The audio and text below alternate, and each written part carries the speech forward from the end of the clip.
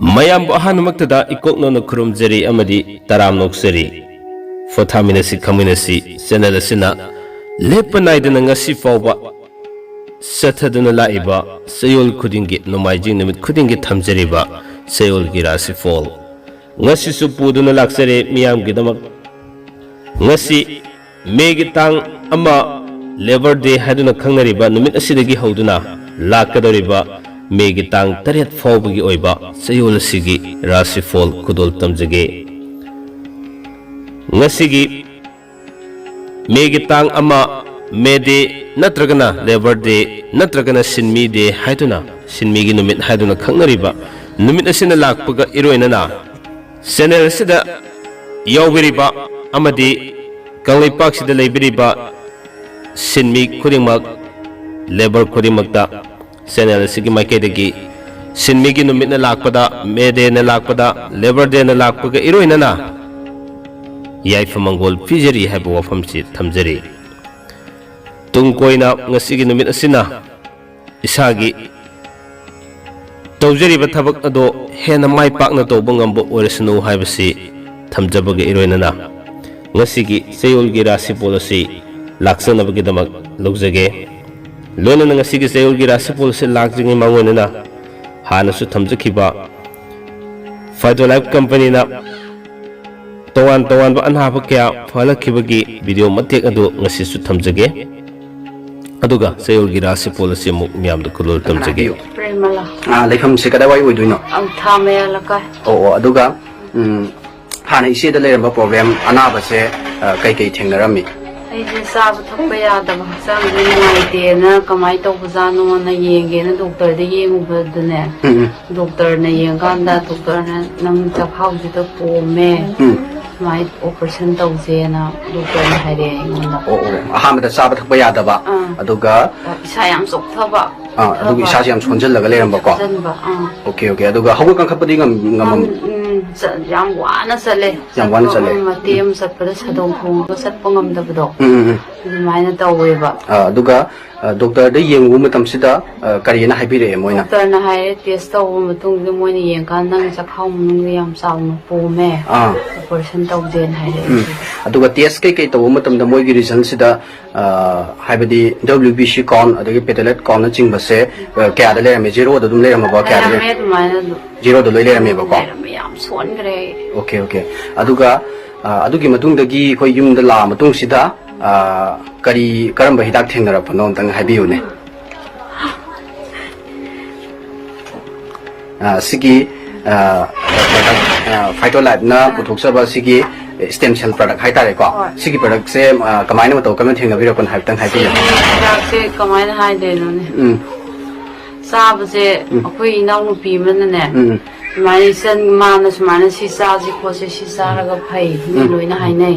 si am tang sa ra ga yeng je nei aham da si da ki thaja de ai ni naw pi da hai ai asu thi na na ra ji bu si do ji bu si da ki sa ra ga pharoi nai ji khalle ba adu ka na si company ji da ki sa ba da ge sa je yam kan khalle ba mi si sa ma tung da tarani mute yam solam me tarani mute sa sing yam sa khale angsang kan khatki yam na sigi tak se sa ba hana sak sa ba yam do sak sa ba yare ba ko adagi solaga phamung da ta ga le ram do hogolaga dum satwa kha ngame no ta ni musura ko sita ai satpa ngam de mi sim khatna ga pane yam sona aduga tha ma gumba ni gumba sor pasai da di sang da di kai yam na dagi de ai sak si ku kham sa re ba yam sa re sak sa re ai thabak khar to bu ngame wai no sipa ngame sa nei du za ba sing thang ba loi ngam gre okay adagi tha hum su de kan gre pukan kan gre ko adu mutung na swain tha hum su mutung da pukan kala mutung sida doctor da koina makata na mu test to mutam da di moi result da kai mu bibere hojite doctor na hai je se moi di han hange ai gi phibam ji u be matam dan si yam son gi bani adu maina kan khale ji noi kari sai hai re ba ai pa ga sat pada adu koina si company gi maina sai khole hai de gi siam kan khale no ya na bu ji yam kan le hai re test to je na to matung moi kai bom di lai dre hana nga sai gi loina nemaga le mo mayam so loina normal ta le ram me ba kai em lai tre du noi nuai na ba dakti ꯉꯥꯛꯊꯣꯛꯑꯣ ꯈꯣꯠꯂꯣꯅ ꯁꯨꯃꯥꯏꯅ ꯍꯥꯏꯔꯛꯄ yam nuai aduga isegi anabo sumain tawraga yamna phiyung songna hago ka khapang amdana phangong da taraga leirambadagi haiba khoina thaitho labna thoksari ba stem cell product se sinabadagi hojikti khoigi mayam mar tillaga haitare ko imung da su yam thana kallaga leirame khoi lakko da su yam nuai re aduga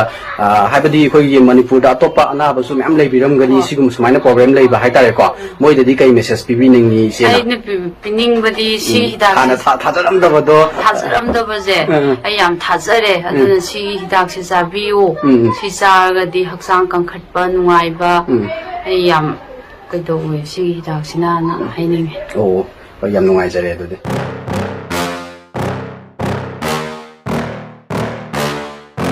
yeah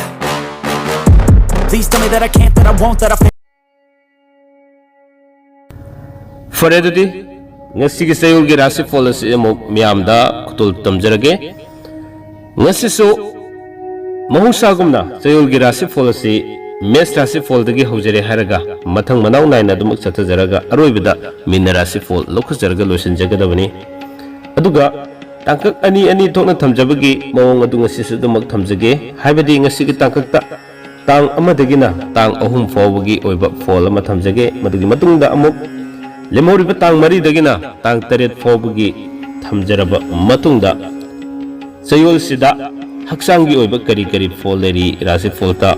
loinana mahigi fol kari leri amadi maru oina pakhang le sabi singi fol na kari leri habdo miyam da kudol tamjaraga losin jagadabani adudi mahusagum na ahan si mes Rashifal adama paikhasterage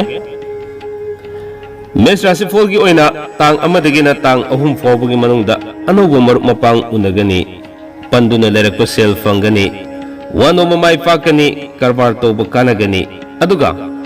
lemhori batang mari dagina tang taret fawbagi manungda lamda satfa kaide laitin gi thabak ta pukning sangani laikai gi thabak ta matam mangani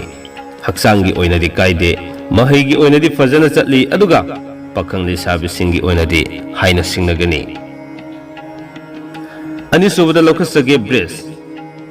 Rashifal gi oina tang amadagina tang ahum fawbagi manungda lamda satpa thoina kaide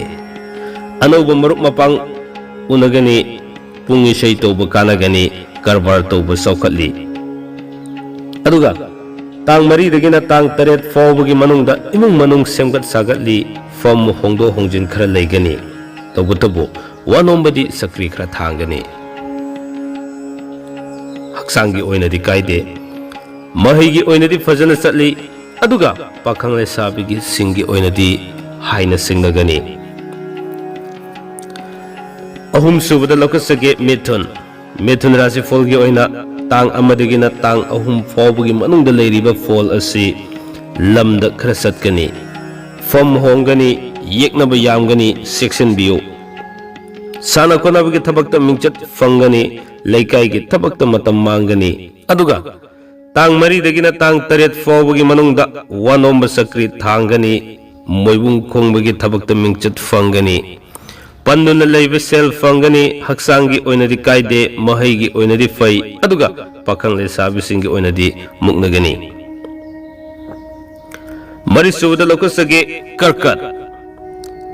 Rashifal gi oina tang amadagina tang ahum fawbagi manungda lamda chatli lila drama yawba sel amadi mingchat fangani fam hongani anobu maruk fangani deva karmagi thabakta pukning sangani aduga tang mari dagina tang taret fawbagi manungda sayen gi karbar da sel mangani lottery da sel mangani haksangi oinadi fai mahi gi oinadi fajana chatli aduga pakhang le sabi singi oinadi haina singnagani mathangda logusage singha Rashifal gi oina tang amadagina tang ahum fawbagi manungda wanomba mai fakani fam hongani imung manung semjin sajingani anobu maruk mapang fangani lila drama sana konaba mingchat fangani wakhal nungaigani aduga tang mari dagina tang taret fawbagi manungda lamda chatpa kaide sai yengi karbarda sel mangani lottery yawba sel mangani haksangi oinadi kaide mahaigi oinadi fajana chatli aduga pakhang le sabi singi oinadi itha thajadana thungnagani Kanya Kanya Rashifal gi oina tang amadagina tang ahum fawbagi manungda lamda satli fam hongi anoba maruk fangi karbar toba kanai imung manung semgat sagatli aduga tang mari dagina tang taret fawbagi manungda laitin gi thabakta pukning sangani wano mamai pakani sana konabagi thabakta sel fangani haksangi oinadi kaide mahaigi oinadi ningba khara tungde aduga pakang le sabi singi oinadi muknagani tulla Rashifal gi oina muk tang amadagina tang ahum fawbagi manungda wakhal sarang nagani anubu marup mapang fangani sel makong pangani mina sel thauragani ningba kaigani aduga tang mari dagina tang taret fawbagi manungda anubu marup fangani wano mamai pakani fam hongi sasan gi karbada sel mangi haksangi oinadi kaide mahaigi oinadi ningba thongde pakang le sabi singi oinadi haina singnagani mathangda lokusage bresek Rashifal gi oina tang amadagina tang ahum fawbagi manungda anoba paw tagani fam hongani wakhal nungaigani lamda chatpa kaide sel makong pali sana konabagi thabakta mingchat fangi tang mari dagina tang taret fawbagi manungda panduna leikiba sel fangani imung manung semgat sagatli fam kagani haksangi oinadi kaide mahaigi oinadi fazana satli aduga pakang le sabi singi oinadi thungnagani matang damuk kudol tamjage dhanu Rashifal gi oina tang amadagina tang ahum fawbagi manungda panduna leikiba sel fangani anubu maruk fangani fam hongani wakhal loksing khara thokani lau singubagi thabakta saukhatli lela drama yawba mingchat fangani tang mari dagina tang taret fawbagi manungda mari mata punna samin thakminaba fangani lamda satli deva karamagi thabakta pukning sangani haksangi oinadi kaide mahaigi oinadi fai aduga pakang le sabi singi oinadi thungnagani mathangda lakusage makar Rashifal gi oina tang amadagina tang ahum fawbagi manungda nungaiba paw tagani fam hongani wano mamai fakani marup yamgani imung manung semgat sagatli aduga tang mari dagina tang taret fawbagi manungda sasan gi karbar da sel mangi lottery yawba kanai mari mata yumda lai aduga haksangi oinadi kaide mahaigi oinadi kaya pangde pakang le sabi singi oinadi muknagadari mathangda mukudol tamjage kumba Rashifal gi oina tang amadagina tang ahum fawbagi manungda sel makong fangani mathau chingani wakhal yamgani kanadaba mafamda sel thadagani pamdaba marup unagani leifam hongani fam kagani aduga tang mari dagina tang taret fawbagi manungda lamda chatpa kaide imung manung semgat sangatli achobana sanbigani lila drama yawba mingchat fangani haksangi oinadi kaide mahaigi oinadi fai aduga pakang le sabi singi oinadi haina singnagani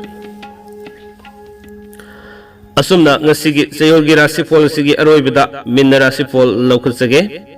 minna Rashifal gi oina tang amadagina tang ahum fawbagi manungda karbar tawba kanai pungisai tawba sana konabagi thabak mingchat fangani fam hongdo hongjin khara laigani wano musumai pakani aduga tang mari dagina tang taret fawbagi manungda lamda chatpa kaide lau singubagi thabakta saukhatli mari mataga punna samin thakminagani nungaiba pautai haksangi oinadi kaide mahaigi oinadi mayhai oine lei aduga pakang le sabi singi oinadi thungnagani asumna channel asina chayol khudingi lepanai nomai jing numit khudingi thamjariba Chayolgi Rashifal si matang aswaida tension janabagi tanjadu yorokle miyamna loiba fawba tabiba amadi nungsibiduna tongan comment kya phongdok pirakpa amadi channel asibu subscribe tawbibagi damak ngamkhale tena thagasaw phongdok sari haba wafamni thamjaraga punum bu loiba fawba tabibagi damak amuka sona nungai jaba thagasaw phongdok sari ngasigi damtudi kaina naba yathang nijage pinabirasi kanglai pakna yai fare